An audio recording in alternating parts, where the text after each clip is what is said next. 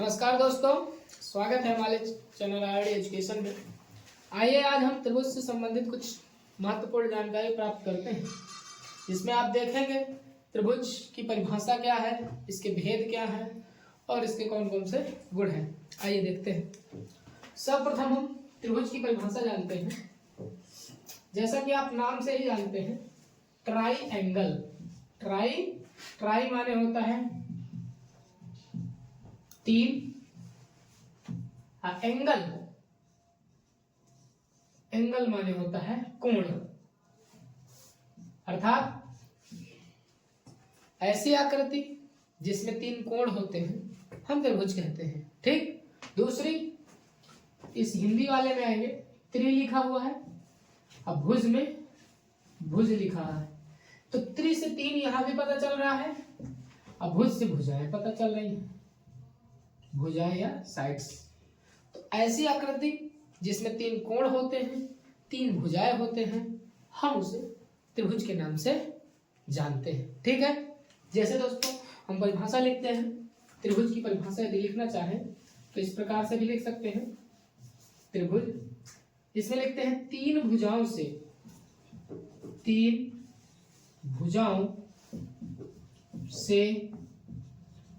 घिरी हुई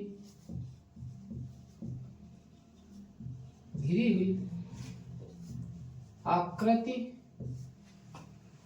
त्रिभुज कहलाती है। त्रिभुज कहलाती है। जैसा कि आप परिभाषा में देख पा रहे हैं कि तीन भुजाओं से घिरी हुई आकृति को हम त्रिभुज कहेंगे। जैसे यहाँ पे हम बना रहे हैं, मान लीजिए ये आपका कोई त्रिभुज है, इसका नाम ABC त्रिभुज है। तो इसमें आप देख पा रहे होंगे कि तीन इसके शीर्ष हैं, शीर्ष A, शीर्ष B, शीर्ष C। तीन इसमें कोण है, कोण A, कोण B, कोण C, और तीन भुजाएं, AB भुजा ये वाली है, AC भुजा और BC भुजा है। तो ये थोड़ा सा देख लीजिए, यहाँ पे मैं क्वालिटी यहाँ पे लिखे दे रहा हूँ इसकी गुण। तो इसमें तीन भुजाएं होती हैं, तीन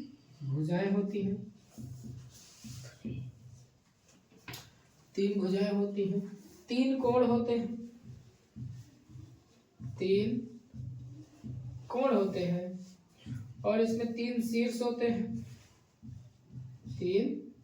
शीर्ष आप A B C कैपिटल अक्षर लिख सकते हैं, A B C। कोण A, कोण B व कोण C। भुजाएं A से लेके B तक की भुजा AB, BC, AC। तीन कोण, तीन भुजाएं व तीन शीर्ष होते हैं। नोट कर लीजिए आप। आइए देखते हैं।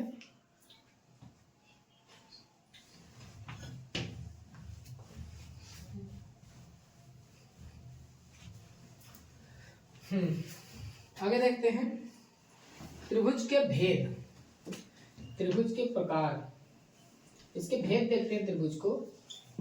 त्रिभुज को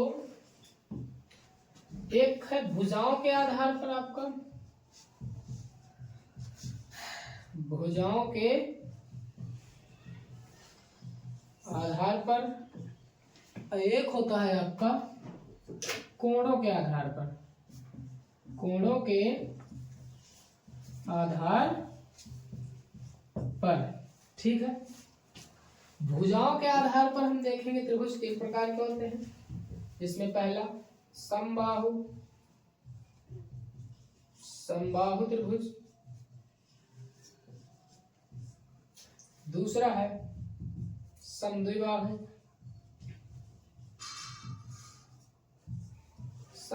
त्रिभुज, तीसरा है विषमबाहु।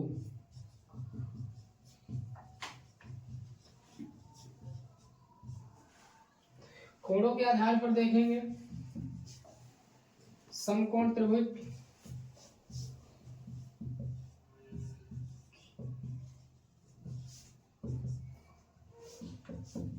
अधिक कोण त्रिभुज,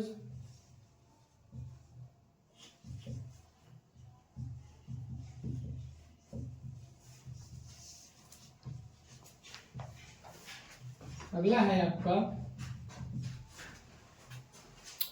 न्यून कोण त्रिभुज। न्यून कोण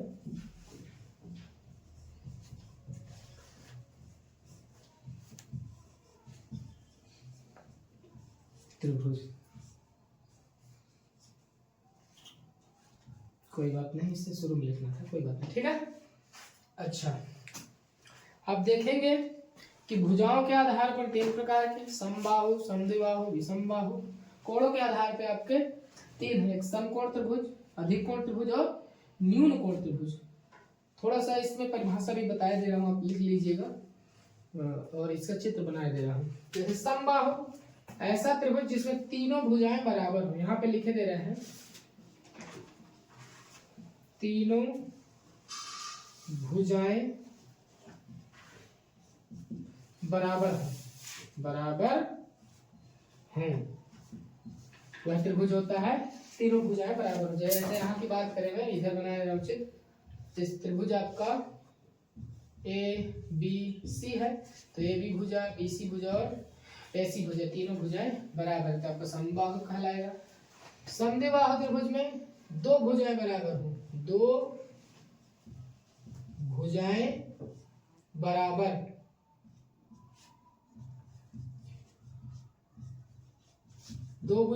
हो। जैसे कोई इस प्रकार से है, कोई भी ट्रायंगल ऐसा है और ये बना हुआ, तो ये वाली भुजा बराबर है और नहीं बराबर, तो ठीक है, ए बी सी इस प्रकार से हो जाएगा समद्विबाहु आपका, ठीक है। ये समद्विबाहु, ये आपका समबाहु।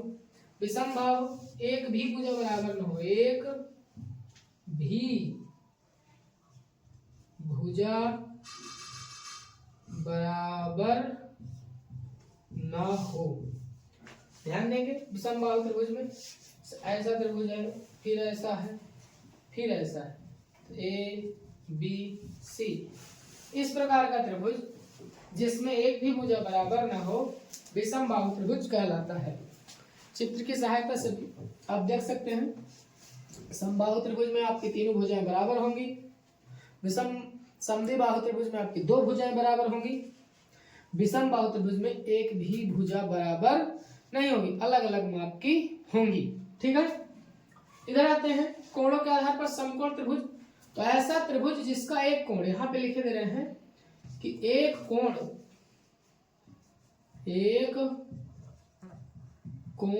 समकोण हो, समकोण का मतलब 90 डिग्री, एक कोण 90 डिग्री हो, ठीक। इसका चित्र बनाना चाहे तो ऐसे बनेगा, ये वाला ऐसे कर देते हैं, ये 90 हो जाएगा, तो ए बी सी ये 90 डिग्री की दे रहे हैं। अच्छा, इसमें अधिक कोण के लिए करेंगे, तो अधिक कोण के लिए एक कोण अधिक कोण हो, एक कोण अधिक कोण हो। अधिक कोण मतलब 90 से ज्यादा हो, ऐसा चित्र में। ये मान लीजिए आपका 120 है या कुछ भी है, ठीक है, इसको ऐसे मिला देंगे और आगे करके, तो ये ए, ये बी सी आपका अधिक कोण बन जाएगा। न्यून कोण त्रिभुज जिसके तीनों कोण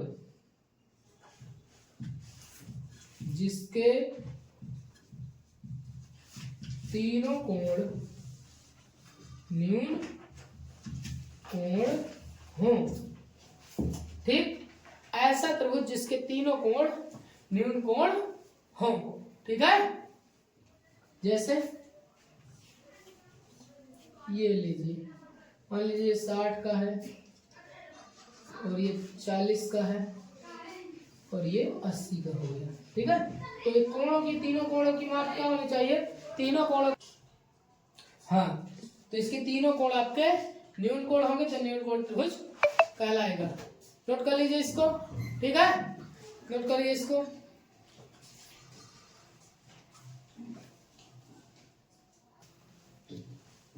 हाँ, ये जानते हैं त्रिभुज के कुछ गुण, जैसा कि त्रिभुज के एक नोट आप लिख लीजिएगा, त्रिभुज के तीनों अंतः कोणों का योग 180 डिग्री होता है। त्रिभुज के तीनों कोणों का तीनों अंतः कोणों का योग 180 डिग्री होता है। त्रिभुज के अंतः कोण क्या होते हैं आइए बताते हैं। जैसे ये है आपका कोई त्रिभुज ए बी सी त्रिभुज है आपका, ठीक है। यदि तीनों इसके अंतः कोण ये वाले कहलाएंगे, ये कोण अंतः कोण होंगे, ठीक है। त्रिभुज के तीनों अंतः कोण ये कहलाएंगे। अब समझिए इसमें क्या होता है, इसमें ये होता है कि यदि अंदर ये वाला 60 का है, ये वाला 40 का है, ये वाला 80 का है, या अलग अलग कोण है, तो हम तीनों कोणों को जोड़ेंगे 60 प्लस 40 प्लस 80, तभी ये हमारा 180 है, तो ये हमारा त्रिभुज कहलाएगा, तभी त्रिभुज बनेगा। मतलब इसके तीनों अंतः कोणों को जोड़ेंगे तभी हमारा ये क्या होगा 180 आएगा। यदि 180 से कम आ रहा है या ज्यादा आ रहा है तो हमारा त्रिभुज नहीं बनेगा, ठीक है। इसी से संबंधित कुछ मैं आपको प्रश्न करवा दे रहा हूं, एक दो ठो देखिए, इसको नोट कर लीजिए। जैसे एक प्रश्न है हमारा, यहाँ पे त्रिभुज बना हुआ है, ये बना है, ये ए, ये बी, ये सी है। इस कोण का मान आपको 100 दिया है और इस कोण का मान आपको 25 डिग्री दिया हुआ है, ठीक है। इसका 100, इसका 25। आपसे इस कोण का मान पूछा तो आप इसको x डिग्री मान लीजिए। x का मान यदि आपको निकालना है तो हमने पढ़ाया, अभी हमने बताया कि यदि हम x को 25 को 100 को जोड़े तो त्रिभुज के तीनों अंतः कोण है और हम इनको 180 के बराबर करा सकते हैं कि नहीं करा सकते, ठीक। तो क्या करेंगे, इसमें इन दोनों को जोड़ के उधर पक्षांतर कर देंगे तो x प्लस 125 हो जाएगा बराबर 180। तो x बराबर 180 माइनस 125 घटा दीजिए आप, 55 डिग्री। x बराबर आपका कितना आया 55 डिग्री। तो इस कोण की मान या इस कोण का मान क्या होगा 55 डिग्री होगा। इसी प्रकार से एक सवाल और दे रहे हैं, ठीक है। जैसे ये है, ये 91 दिया है, 91 डिग्री, ये दिया 34 डिग्री। आपको इस कोण की वैल्यू निकालना है ए बी सी, तो इसको आप y मान लीजिए, x या y जो हमें पता नहीं रहता मान सकते हैं। तो इसमें क्या होगा y plus 91 plus 34 that is equal to 180। मतलब त्रिभुज के तीनों कोणों अंतः कोणों का योग 180 के बराबर कराएंगे, ठीक है। ये कराने के बाद हम क्या करेंगे, इन दोनों को जोड़ के पक्षांतर कर देते हैं। तो y प्लस हो जाएगा 5 और 9 3 12 बराबर 180। तो y बराबर 180 माइनस 100, ये भी 55 आ जाएगा, ठीक है। कोई भी कोण दिए हो, दो ठो दिए हो, आप उनमें दोनों को जोड़िए, तीसरा भी मान लीजिए x या y, और उसको जोड़ के तीनों को बराबर 180 कराइए, ठीक है, और उससे आप निकाल सकते हैं, ठीक है। नोट कर लीजिए इनको भी। एक इस प्रकार का कोण भी देख लीजिए, एक सवाल ऐसा भी है, इधर दिया है 50 डिग्री, ये वाला कोण दिया है b, ये वाला कोण भी दिया है b डिग्री, मान लीजिए a b c है, ठीक है, कोई दिक्कत नहीं। कभी कभी दो कोण बराबर भी दे देता है, तो आप क्या करेंगे 50 प्लस b बराबर फिर 180 कराइए, 50 को आप उधर ले जाइए और b जोड़ देंगे 2b हो जाएगा। तो 2b बराबर 180, 50 उधर भेजेंगे तो माइनस में जाएगा, तो 2b बराबर 180 घटाएंगे तो 130 बचेगा। तो b बराबर 130 बटे 2, b बराबर 2 छंग 12 1 तो 5 10 65। मतलब कि प्रत्येक इस कोण का मान 65 डिग्री होगा, प्रत्येक इन दोनों b का मान 65 डिग्री होगा। इस प्रकार से आप सवालों को भी हल कर सकते हैं, ठीक है। नोट कर लीजिए इनको भी। आइए अगला देखते हैं।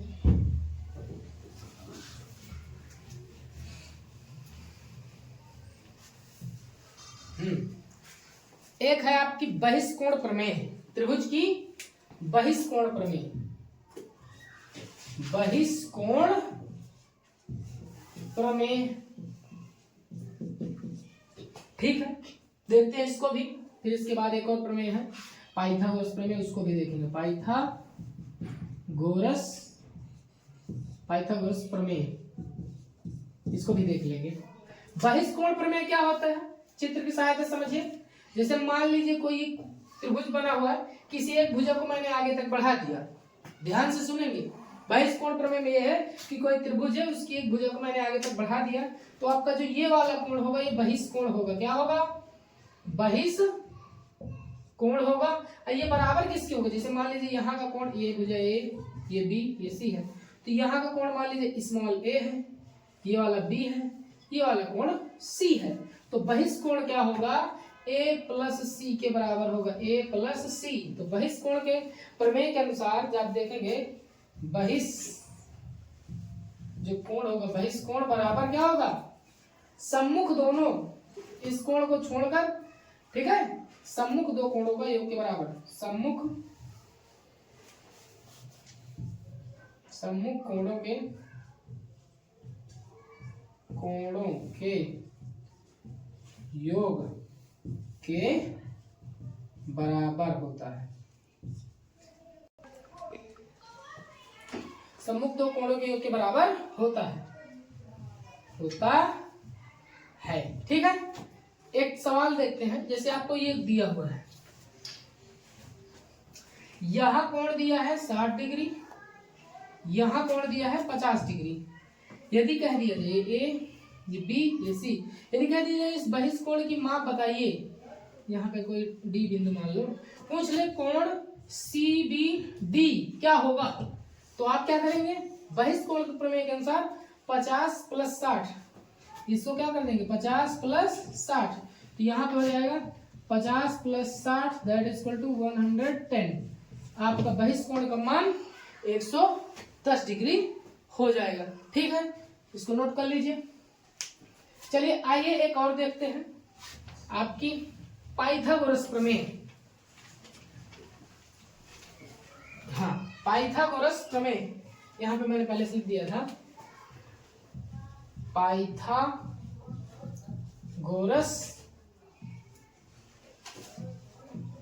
प्रमेय। अच्छा, पाइथागोरस थ्योरम बोलते हैं इसको। ये बेसिकली समकोण त्रिभुज के लिए लागू होती है, बेसिकली समकोण त्रिभुज के लिए। तो समकोण त्रिभुज के लिए क्या होगा, जैसे कोई समकोण त्रिभुज है,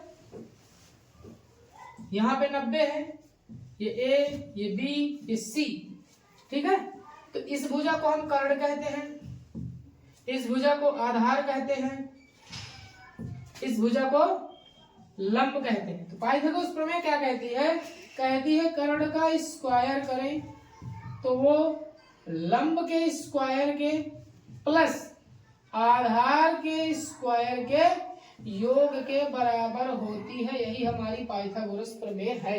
मतलब कर्ण का स्क्वायर बराबर लंब का स्क्वायर प्लस आधार का स्क्वायर होता है, और ये 90 डिग्री वाले कोण के लिए, समकोण के लिए लागू होते हैं, ठीक है, नोट कर लीजिए इसको भी। आगे बढ़ते हैं, इसको भी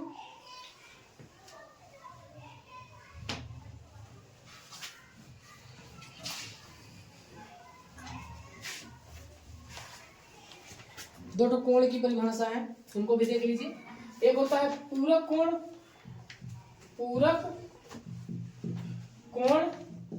एक होता है संपूरक कोण। तो इसकी परिभाषा में लिख ले, ऐसे दो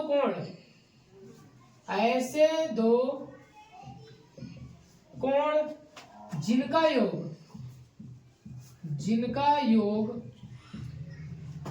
90 अंश हो, पूरक कोण कहलाते हैं, पूरक कोण कहलाते हैं, ठीक है। इस संपूरक कोण में लिखेंगे ऐसे दो कोण जिनका योग 180 डिग्री हो, संपूरक कोण कहलाते हैं।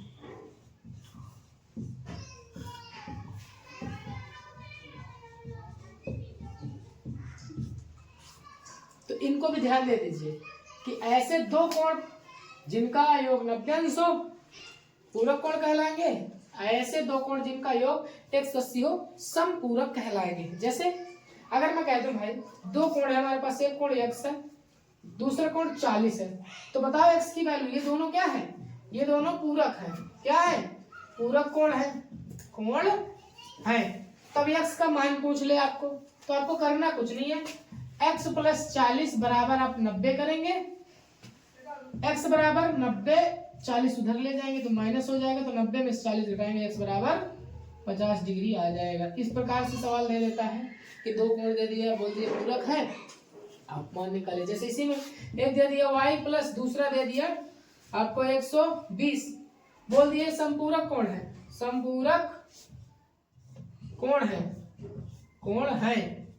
तब y की मान बताइए भाई, ठीक। तो इसके लिए आप क्या करेंगे, y प्लस 120 बराबर 180 कर देंगे, क्योंकि संपूरक कोणों का योग 180 होता है।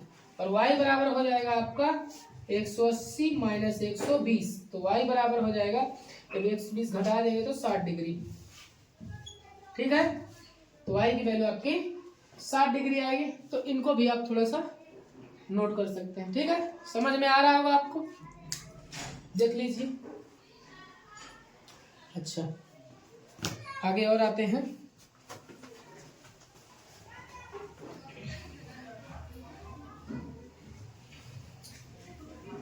ठीक है, कुछ और परिभाषाएं हैं त्रिभुज से संबंधित, आइए उनको भी ज्ञात कर लेते हैं और समझ जाते हैं, ठीक है। पहला है माध्यिका, माध्यिका, ठीक है। माध्यिका किसे कहते हैं, तो माध्यिका वह है जो त्रिभुज के शीर्षों से सामने वाली भुजा के मध्य बिंदु को मिलाए। जैसे त्रिभुज के, यहां पे लिखे देता हूं, त्रिभुज के शीर्षों को सम्मुख भुजा के मध्य बिंदु को मिलाने वाली रेखा, त्रिभुज के शीर्षों को सम्मुख भुजा के मध्य बिंदु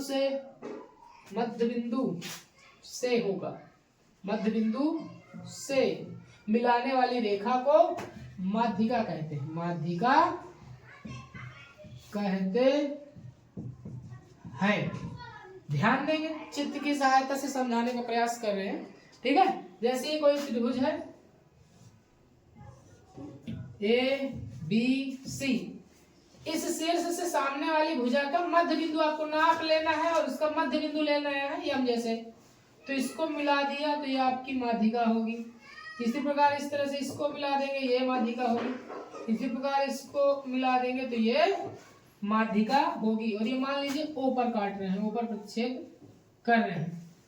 कभी कभी इनका अनुपात भी पूछ लेता है, ये इस और इस भाग का अनुपात क्या होगा, तो 2:1 होता है। अगर ये दो हिस्से होंगे तो ये इधर वाला ये 2 होगा तो ये वाला 1, इधर वाला ये 2 होगा तो ये वाला 1। तो माध्यिकाएं आपस में 2:1 भाग में प्रतिच्छेद करती हैं, आपस में प्रतिच्छेद करती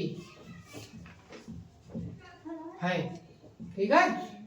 अच्छा, अब आपके मन में डाउट हो रहा होगा कि भैया ये मध्य बिंदु तो ठीक है, पर ये जो कटान बिंदु है, माध्यिकाओं का प्रतिच्छेद बिंदु है, इसको हम क्या कहते हैं, ठीक है। तो माध्यिकाओं का प्रतिच्छेद बिंदु, माध्यिकाओं के प्रतिच्छेद बिंदु को केंद्रक कहते हैं। क्या कहते हैं, केंद्रक कहते। ये जो आपका O है, यही आपका केंद्रक कहलाएगा, ठीक है। इंपॉर्टेंट परिभाषा आप नोट कर ले जाएंगे। पहले आप शीर्षों से सम्मुख भुजा के मध्य बिंदु को मिलाएंगे और कई सारी 3 माध्यिकाएं होंगी, तीनों जब एक ही बिंदु पर प्रतिच्छेद करेंगी तो उस बिंदु को हम केंद्रक कहते हैं, ठीक है। नोट कर लीजिए।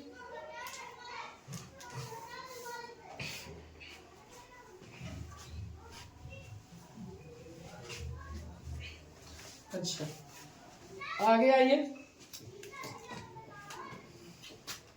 एक होता है शीर्ष लंब, शीर्ष शीर्ष लंब शीर्षों से सम्मुख भुजा पर डाले गए, शीर्षों से त्रिभुज के शीर्षों से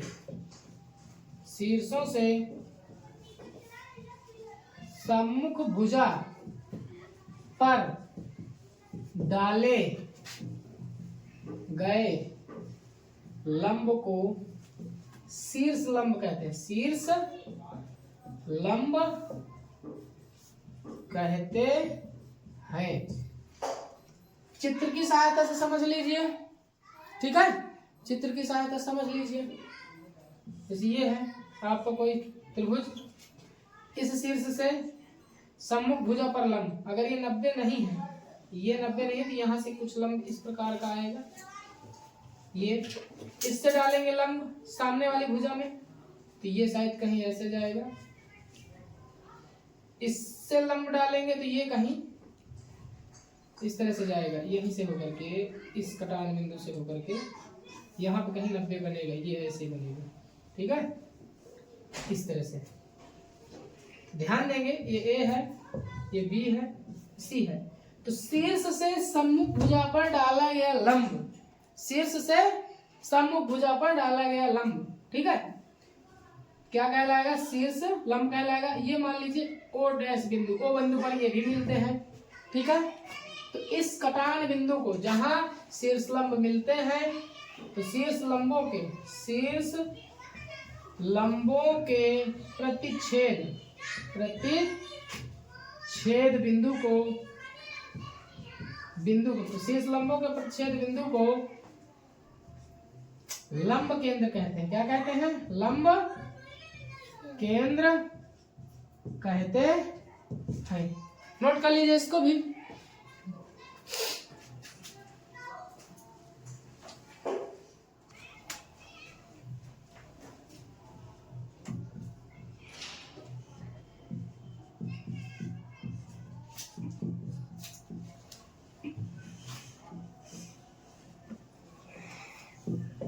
हाँ, भुजाओं का समद्विभाजक, त्रिभुज की भुजाओं का समद्विभाजक, ठीक है। जैसे मान लीजिए कोई आपका त्रिभुज है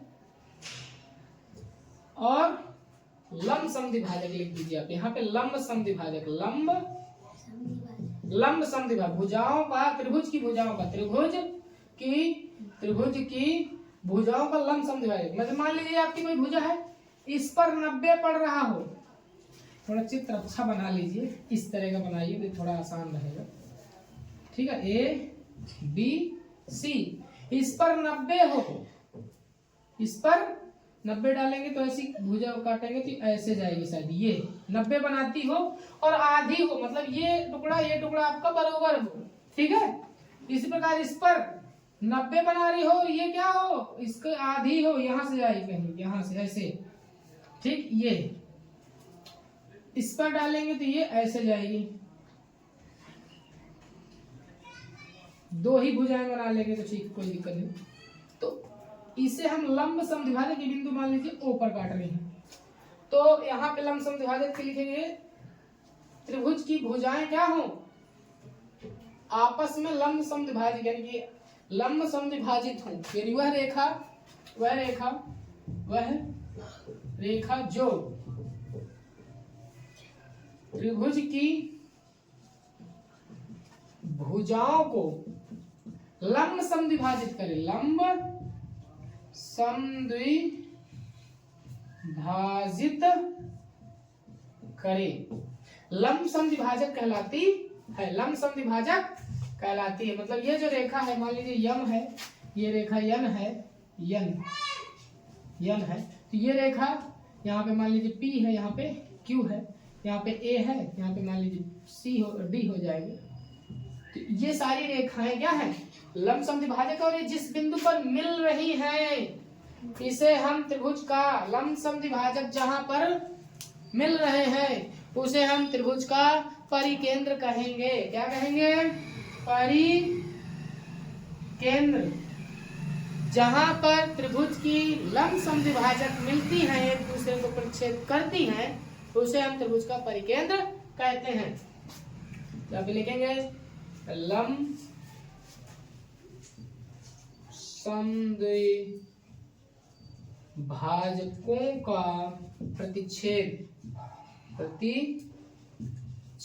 बिंदु। ठीक है, जहां पर ये प्रतिच्छेद कर रहे हैं उसे हम त्रिभुज का परिकेंद्र कहेंगे। एक और है, चलिए इसे नोट कर लीजिए, नोट कर लीजिए। आइए अगला देखते हैं। एक है कोणों का समद्विभाजक। कोणों का त्रिभुज के कोणों का समद्विभाजक, समद्विभाजक, त्रिभुज के कोणों का समद्विभाजक। ठीक है, अच्छा तो इसमें क्या होता है, जैसे मान लीजिए कोई त्रिभुज है, उसका ये कोण है तो इसका आधा करेंगे यहीं से जाएगा। ठीक है, इसका आधा, इस कोण का आधा यहाँ ऐसे ऐसे चाप लगा के करते हैं तो ऐसे जाएगा, ऐसे जाएगा, इसका आधा ये कहीं इस बिंदु से जाएगा, ये बिंदु से, ये ओ हो गया, ये मान लीजिए ए बी सी है। ठीक है, ध्यान देंगे। तो त्रिभुज के कोणों का समद्विभाजक, त्रिभुज के कोणों का समद्विभाजक, त्रिभुज के कोणों का समद्विभाजक जिस बिंदु से जाता है, जिस समद्विभाजक जहां पर मिलते हैं, जहां एक दूसरे को प्रतिच्छेद करते हैं, उस बिंदु को अंतः केंद्र कहते हैं। क्या कहते हैं? अंतः केंद्र कहते हैं। इसकी और ज्यादा डिफिनीशन लिखनी हो तो ये लिख सकते हैं, अंतः केंद्र से त्रिभुज के अंदर हम वृत्त खींच सकते हैं इस प्रकार से, त्रिज्या मान करके इसकी भुजाओं को छूते हुए, भुजा को छुएगी, ये वाली अभी टच नहीं कर रही, ऐसे आएगी तो भुजा को छूते हुए वृत्त खींच सकते थे। लिख देंगे इससे त्रिभुज के अंदर वृत्त खींच सकते हैं। ये आप ध्यान देंगे। परिकेंद्र में मैं नहीं बताया था, परिकेंद्र में क्या होता है, जैसे मान लीजिए कोई त्रिभुज है, यहाँ पे कहीं परिकेंद्र है ओ, यहाँ से यहाँ तक की त्रिज्या लेंगे तो ये ऐसे मिलता हुआ परिकेंद्र खींच सकती है। ये क्या है? परिवृत्त इसे बोलते हैं। क्या बोलते हैं? परिवृत्त। इसको बोलते हैं अंतःवृत्त। ठीक है, तो इसको भी आप नोट कर लीजिए। ठीक है, नोट कर लीजिए।